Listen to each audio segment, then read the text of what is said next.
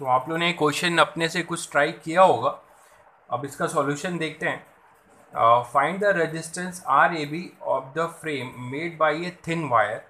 Assume that the number of successive embedded equilateral triangles with sides decreasing to half tends to infinity. Question का मतलब क्या है कि कोई एक बड़ा ट्राइंगल था, ये ए बी का। पहले क्वेश्चन समझिए, ये सी ए बी एक ट्राइंगल था, ए साइड मान लेते हैं, इसका साइड ए था। इसमें हमने एक ए वन बी वन,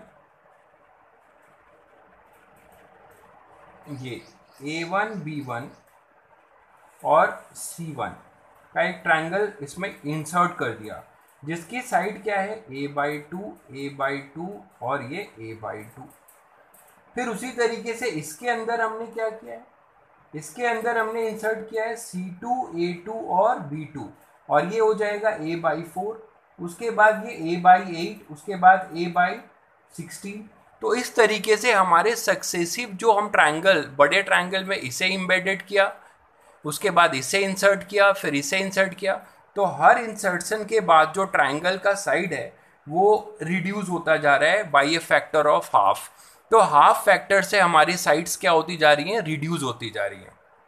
तो जब हाफ फैक्टर से हमारी साइड्स ये रिड्यूस होती जा रही हैं, तो हमें अब ये बताना है कि हमारा आर इक्विवेलेंट जो है किसी भी एक साइड के अबाउट, जैसे ए बी के अबाउट मान लें, क्या होगा, ए बी के अबाउट हमारा आर इक्विवेलेंट क्या होगा।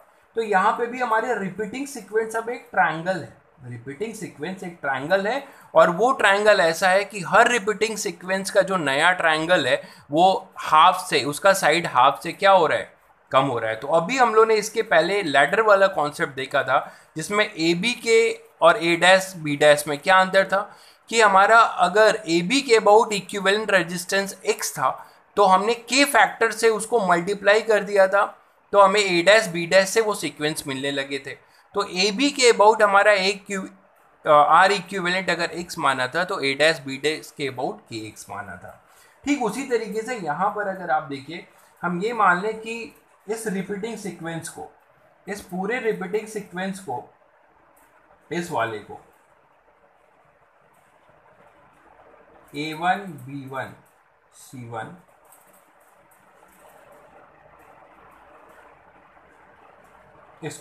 इसको अगर हम देखें तो इस पूरे को यहां से हटा दें,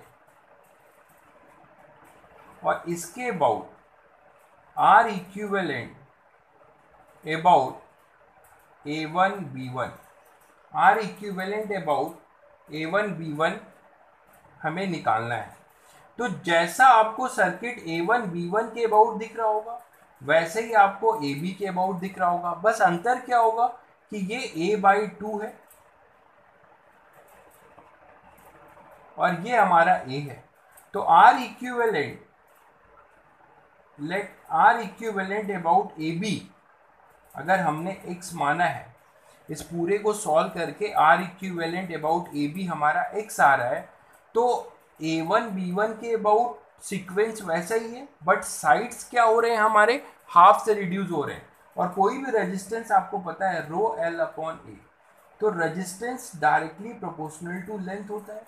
तो AB के अबाउट जो इक्विवेलेंट रेजिस्टेंस अगर x है, तो R equivalent about A1 B1 क्या होगा, R equivalent about A1 B1 हम क्या लिख सकते हैं, x बाई 2 लिख सकते हैं। R equivalent about A1 B1 हम क्या लिख सकते हैं, x by 2। R equivalent about A1 B1 x by 2 लिख सकते हैं कि नहीं, क्योंकि इक्विवेलेंट रेजिस्टेंस हमने AB के अबाउट x माना है और R हमारा डायरेक्टली प्रोपोर्शनल टू लेंथ है। सर्किट आइडेंटिकल है, A1 AB के अबाउट इस पूरे नेटवर्क को देखो, या A1 B1 के अबाउट इस पूरे सर्किट को देखो, बस अंतर यही है कि ये सीक्वेंस A बाई 2 से शुरू हो रहा है, ये सीक्वेंस A से शुरू हो रहा है, ये भी इनफाइनाइट है, ये भी इनफाइनाइट है। तो हमारे पास अगर ये इक्विवेलेंट x माना गया है, तो इसके अबाउट जो है इक्विवेलेंट आएगा वो हाफ से कम हो जाएगा, क्योंकि इसको हम गेन कर सकते हैं, इससे हम ये बना सकते हैं 2 के फैक्टर को मल्टीप्लाई करके हमें फिर AB के अबाउट नजर आने लगेगा, और तो कुछ नहीं होगा। तो इस फैक्टर से ही मैंने अभी लास्ट टर्म पे भी देखा था कि अगर K टाइम से मल्टीप्लाई किया तो R इक्विवेलेंट भी K टाइम से मल्टीप्लाई हुआ। उसी तरीके से आर इक्विवेलेंट अगर ए बी के अबाउट एक्स है तो ए वन बी वन के अबाउट वो क्या हो जाएगा x/2। तो अब हम पूरे इस सर्किट को सॉल्व कर सकते हैं, लेकिन यहाँ पर ये दिया हुआ है कि हमारा resistance per unit length, find the resistance A B of the frame of a wire.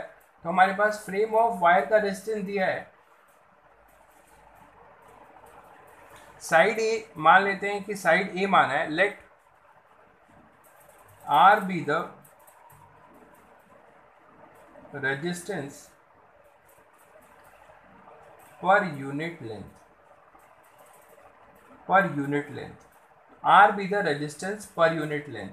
हमें पर यूनिट लेंथ का रेजिस्टेंस दिया हुआ है, तो पर यूनिट लेंथ का रेजिस्टेंस हमारा कुछ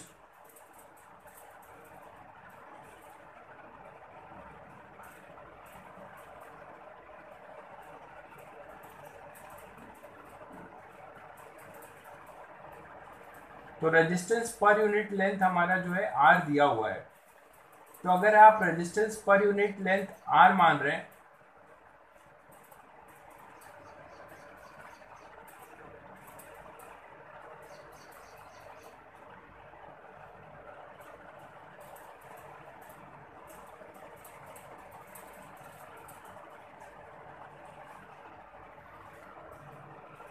या फिर हम ये माने कि let R be the resistance of A B का रेजिस्टेंस हम अगर sorry let R be the resistance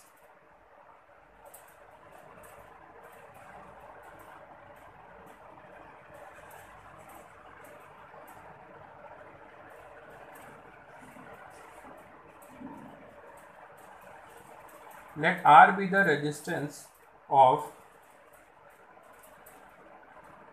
sides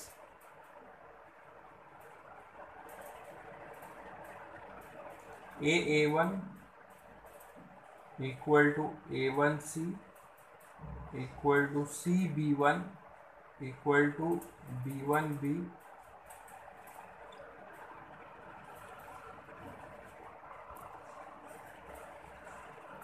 मतलब हम इतने इतने पार्ट का रेजिस्टेंस क्या मान रहे हैं आर। तो B1B या फिर equal to BC1 equal to AC1 equal to R. तो हमने इतने का रेजिस्टेंस आर माना है, तो पूरे का कितना हो जाएगा, ट्वाइस है ये, तो 2R हो जाएगा। तो हम इसे ऐसे इसका इक्विवेलेंट सर्किट बना सकते हैं। इस पूरे को हटाकर तो हम एक इक्विवेलेंट लगाएंगे, वो कितना होगा हमारे पास, वो हमने बोला x/2। अब इस x/2 है, A1C कितना माना है हमने R, CB1 कितना माना है R, उसी तरीके से ये भी हमने R माना है, ये भी हमने R माना है। और इस पूरे तो यूनिट को हटाकर हमने इसको क्या किया, x/2 से रिप्लेस कर दिया। ये x/2 से ये पूरा टर्म x/2 से रिप्लेस हो गया। ये R है, ये R है, जो ये छोटे ट्रायंगल दिख रहे हैं सबका रेजिस्टेंस हमने कुछ R मान लिया हुआ है। तो R हमने रेजिस्टेंस मान लिया हुआ है, ये रेजिस्टेंस है। तो हमारे पास कितना आ जाएगा ये, और ये पूरा रेजिस्टेंस कितना हो जाएगा AC1B का, ये पूरा कितना हो जाएगा हमारे पास 2R, AC1R, ये C1R, तो ये पूरा 2R हो जाएगा। अब हमारे पास ये बन गया AB। अब इस AB के लिए अब अगर हम सॉल्व करें तो हमें पता है कि इस AB के अबाउट जो इक्विवेलेंट आएगा वो x के बराबर होगा। जो AB के अबाउट हमारा जो इक्विवेलेंट आएगा वो इस x के बराबर होगा। तो देखिए इसको अगर हम सॉल्व करें इस AB के अबाउट, तो इस AB के अबाउट इसको अगर हम सॉल्व करें तो क्या मिलेगा, ये दोनों सीरीज उसके साथ ये पैरेलल, तो ये दोनों सीरीज और उसके साथ ये पैरेलल, तो हमारे पास क्या आने जा रहा है 2R और x/2, ये हमारे पास क्या हो जाएंगे, उसको आप ऐसे रिड्यूस कर सकते हो 2R फिर ये x/2 और फिर ये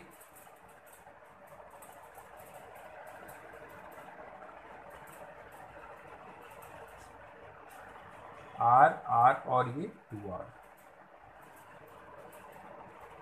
तो इन दोनों को पैरेलल करिए। तो इन दोनों को जब आप पैरेलल कर रहे हैं तो क्या आ जाएगा, 2r इंटू एक्स बाई 2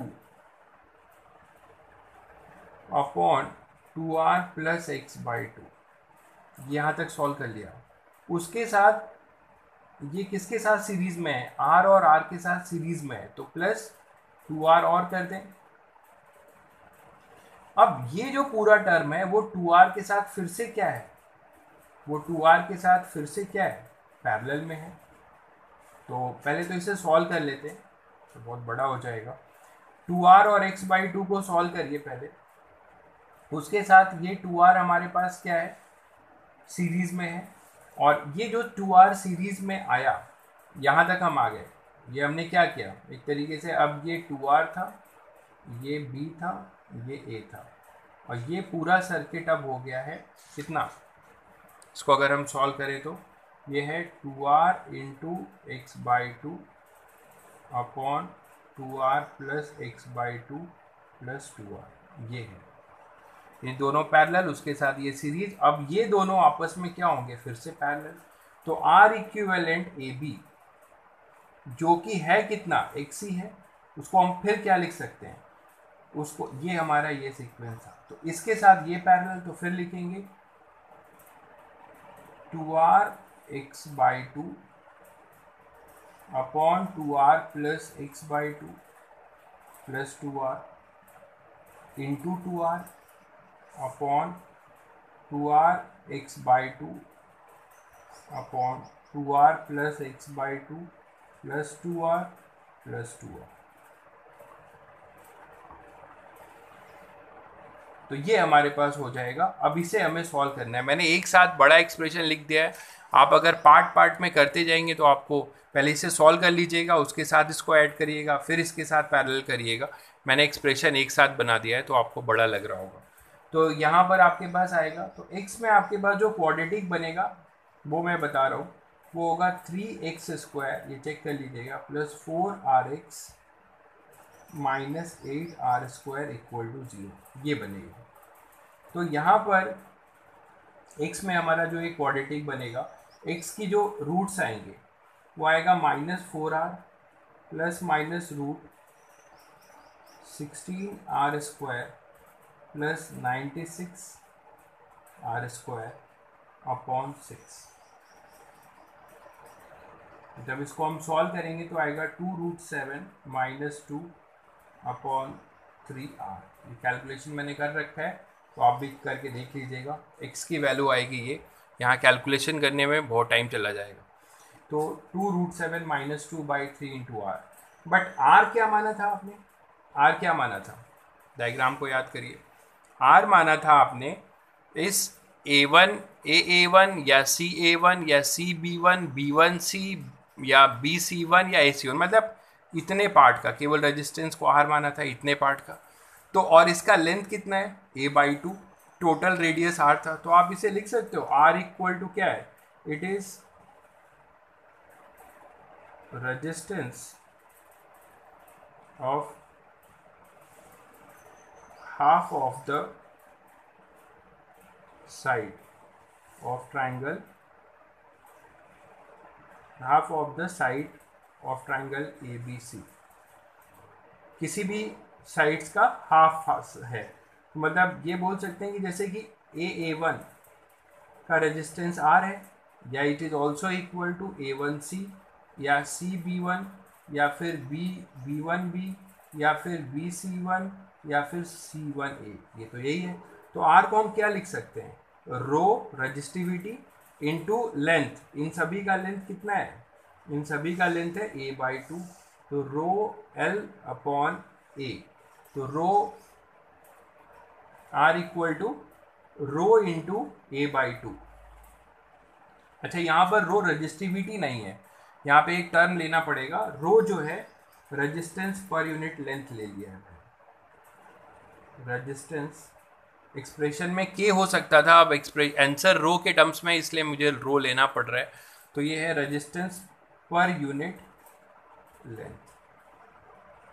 तो रो हमारा रजिस्टिविटी नहीं है, रेजिस्टेंस पर यूनिट लेंथ है। तो a बाई 2 लेंथ का रेजिस्टेंस पर यूनिट लेंथ से a/2 को मल्टीप्लाई किया तो हमें r मिल गया। तो अब यहाँ पर इस r की वैल्यू को रख दीजिए, आपको आंसर मिल जाएगा। वो हो जाएगा 2√7 - 1/3 और r की जगह हम क्या लिख सकते हैं, रो a/2। अगेन ध्यान रखिए कि रो हमारा यहाँ पे रेजिस्टेंस पर यूनिट लेंथ है, रजिस्टिविटी नहीं है। तो इस तरीके से हमने क्वेश्चंस का कॉन्सेप्ट देखा है, रिपीटिंग सीक्वेंस से ही हमने देखा है इसको। मैंने वही किया है, मैं एक बार फिर से रिव्यू कर दे रहा हूँ कि रिपीटिंग सीक्वेंस एक ट्रायंगल का था, तो मैंने इस पूरे ट्रायंगल को हटा दिया हाफ वाले को, यहाँ तक इस सर्किट को यहाँ से हटाकर माना कि इसका आर इक्विवेलेंट कुछ x/2 हुआ। क्यों? क्योंकि मैंने ए बी के अबाउट जब पूरे ट्रायंगल को सॉल्व किया तो आर इक्विवेलेंट कितना मान लिया, x। तो a1 b1 के अबाउट इसका साइड a/2 है, तो वो मैंने x/2 लिखा। उसके बाद हमारा ये सीक्वेंस आया x/2 और हमने क्या किया, ये बाकी जो बचे हुए हैं उनका रेजिस्टेंस नहीं दिया हुआ है तो मैंने उसको r मान लिया है, उसको मैंने r मान लिया है। रेजिस्टेंस नहीं दिया हुआ है, r मान लिया है, बट रजिस्टिविटी दी हुई है। इस क्वेश्चन में ये गिवन होगा, यहाँ पर क्या क्या गिवन होगा, a जो है साइड ऑफ ट्रायंगल है, साइड ऑफ ट्रायंगल ABC है, और रो जो है रेजिस्टेंस पर यूनिट लेंथ है जो हम लोगों ने यूज किया है। रो जो है रेजिस्टेंस पर यूनिट लेंथ है, रजिस्टिविटी नहीं है, मैं बार बार ये बोल रहा हूँ। तो हमने अगर इसका रेजिस्टेंस R मान लिया है तो ये सर्किट ऐसा हुआ। उसके बाद इसको रिड्यूस करना बहुत आसान है, इन दोनों को सीरीज, उसके साथ ये पैरेलल, तो ये 2R के साथ x/2 पैरेलल हुआ, उसके साथ फिर ये जो है सीरीज हुआ, उसके साथ फिर ये सीरीज हुआ जो यहाँ पे बताया गया है आपको कि फिर इसके साथ ये सीरीज हुआ, और ये जो सीरीज है वो 2R के साथ फिर पैरेलल हुआ है, तो 2R के साथ ये फिर पैरेलल हुआ है, उसको पूरा सॉल्व किया गया है।